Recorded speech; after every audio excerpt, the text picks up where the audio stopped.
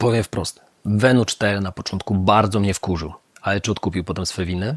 Dzisiaj mocny test na stadionie bieżni mechanicznej, siłowni, na basenie, trenażerze, na biegowo, no i też na co dzień. Czy to jeszcze lifestyle, czy pełnoprawny zegarek treningowy? Zostań do końca, a tą odpowiedź, jak i wiele, wiele innych znajdziesz w moim teście. Zapraszam, lecimy.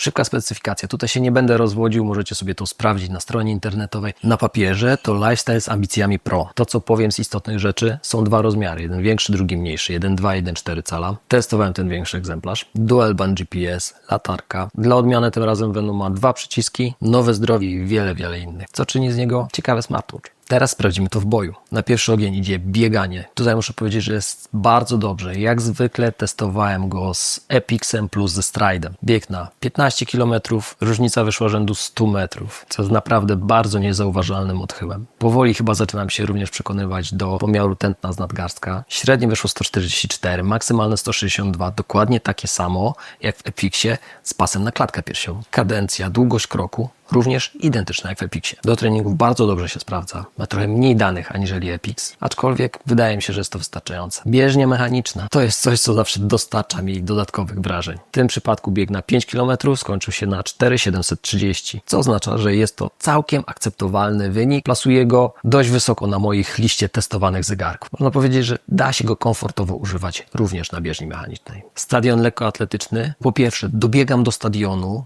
mając już za sobą 4 km, a on nagle informuje mnie, uwaga, wykryto tor. Mogę sobie wtedy wybrać, którym torem będę biegał, tak aby pomiary były jak najbardziej dokładne. Test na 5200 metrów wyszło 5210, więc wynik rewelacyjny. Jeżeli biegasz często na bieżni lekkoatletycznej, z niego będziesz naprawdę zadowolony. Pływanie na basenie to jest coś, co nie do końca mi się spodobało. Długości liczę akceptowalnie, aczkolwiek zauważyłem, że pomija ich trochę więcej, aniżeli Epix czy Forerunner 970. Na pierwszej wizycie na basenie rozpoznał tylko mój styl dowolny. Jeżeli chodzi o grzbietowy czy klasyczny, oznaczył je jako nieznane. Przy trzeciej i czwartej wizycie na basenie już zaczął rozpoznawać nawet te style. A to na plus również można włączyć tryb treningowy, jeżeli robimy jakieś drille, nie używając rąk, tak żeby wiedział, że jednak płyniemy. Do rekreacji, takich ogólnych treningów jest ok.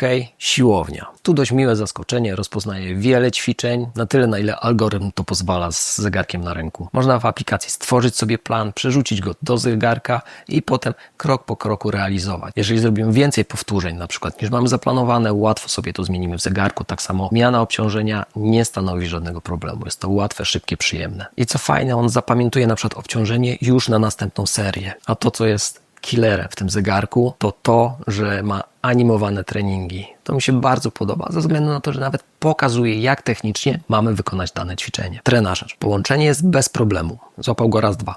Możemy sterować obciążeniem, ustawiać sobie odpowiednie waty, treningi. Możemy zaczytać z aplikacji gotowy trening i sterować sobie naszym trenażerem. To działa bardzo fajnie. W momencie jednak, jak miałem go sparowany jednocześnie z aplikacją MyWhoosh, to wtedy tutaj prędkość pokazywał zdecydowanie zawyżoną. Ale to jest przypadłość każdego Garmina, którego w ten sposób próbowałem przetestować. Nawigacja i mapy. To trzeba powiedzieć wprost. Venu 4 nie ma w sobie map. Jeżeli wrzucimy sobie nawigację, mamy czarny ekran i tylko ślad. Jest to całkowicie normalne zachowanie w tym modelu, aczkolwiek jak dla mnie niewystarczające. Elementy zdrowotne. Pokazuje oczywiście body battery, które mniej więcej odpowiadało mojemu samopoczuciu. SPO2 i tętno bardzo zbliżone do pulsyksometru. Gotowość treningowa i stan wytrenowania. Ten zegarek mnie chyba za dobrze nie poznał, ze względu na to, że cały czas pokazywał mi przemęczenie, podczas gdy Epix na razie mu jeszcze spokojnie. Damy radę. Do tego fajny status zdrowia, który pokazuje nam, w którą stronę idzie nasz organizm, czy jest jakieś ryzyko infekcji, przemęczenia, tego typu rzeczy. Jako narzędzie takie poglądowe, bardzo fajne. Łączność z akcesoriami. Tutaj bardzo fajnie łączy się z czujnikiem na klatkę piersiową. Bateria. Przyzwyczaiłem się, że w AMOLEDach z Always on Display za długo nie podziałamy, jednak bez niego wytrzymał 9 dni, przy czym było około 4-5 godzin z GPS-em, dodatkowo jakaś siłownia, 3 razy pływanie, więc jest to całkiem fajny, akceptowalny poziom.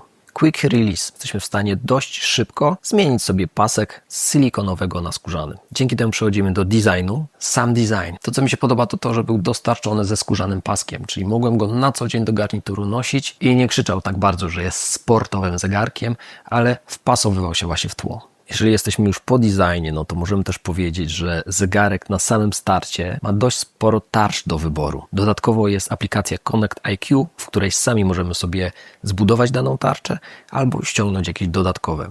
Latarka jest bardzo fajnym elementem. Czy to biegniemy nocą gdzieś w nieoświetlonej okolicy, tak aby sobie poświecić, czy żebyśmy byli widoczni z funkcją stroboskopową, ewentualnie chodząc w nocy po domu z czerwonym światłem, tak żeby nie raziło w oczy. A jak jesteśmy przy rażeniu w oczy, no to tryb nocny. Coś, co możemy sobie włączyć o konkretnej godzinie, wyłączyć również o konkretnej, mniej więcej dopasować do naszej pory zasypiania i wstawania. Nawet jeżeli mamy always on, to na noc jest ograniczona ilość danych wyświetlanych na zegarku i co więcej możemy sobie ustawić, żeby było to w czerwieni, tak żeby ograniczyć niebieskie światło. Z funkcji Smart ciekawe jest na pewno to, ale to też już jest w poprzednikach, że można przez niego po prostu swobodnie rozmawiać. Co u Ciebie?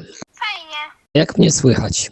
dobrze. Ogarnia Garmin Pay'a, ogarnia Spotify, to także powiadomienia z telefonu, więc w pełni można go nazwać zegarkiem smart. Funkcja EKG, czyli coś, co było znane raczej z tej górnej półki zegarków, teraz jest już dostępne również w Venu 4. Możemy sobie sprawdzić, jaki rytm ma nasze serce. Oczywiście jest to tylko i wyłącznie poglądowe, nie wykrywa zawałów, więc jeżeli coś jest z nami nie tak, powinniśmy udać się do lekarza, ale jako taka dodatkowa funkcja zdrowotna sprawdza się całkiem nieźle. Dla ludzi, którzy lubią wszelakie statystyki, jest dziennik stylu życia.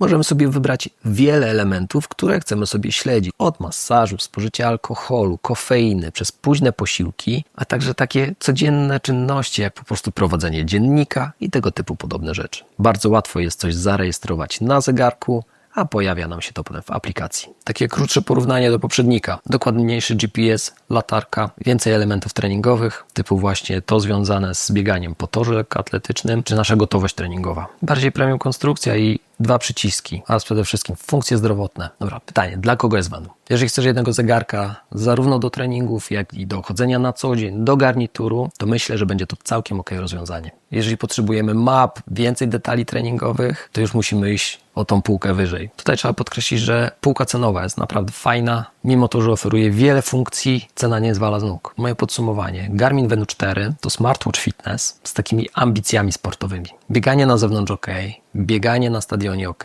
na bieżni w miarę ok, pływanie trochę nie do końca, trenażer jest ok, funkcje zdrowotne ok, nawigacja nie ok, brak map, bardzo nie ok. Więc jeżeli nie potrzebujesz tych niektórych elementów, to myślę, że zegarek Ci się spodoba. Jeżeli jednak stawiasz na te elementy, które wymieniłem, których nie ma, idź półkę wyżej, ale szykuj się też na większy wydatek. Daj znać, czy Garmin powinien dodać mapy do Venu 4. Ja go testowałem przez miesiąc, więc chciałbym poznać opinię ludzi, którzy mają go na co dzień przez dłuższy okres. A jeżeli uważasz, że test był pomocny, zostaw łapkę w górę, zasubskrybuj kanał i do zobaczenia na następnym teście. Pa!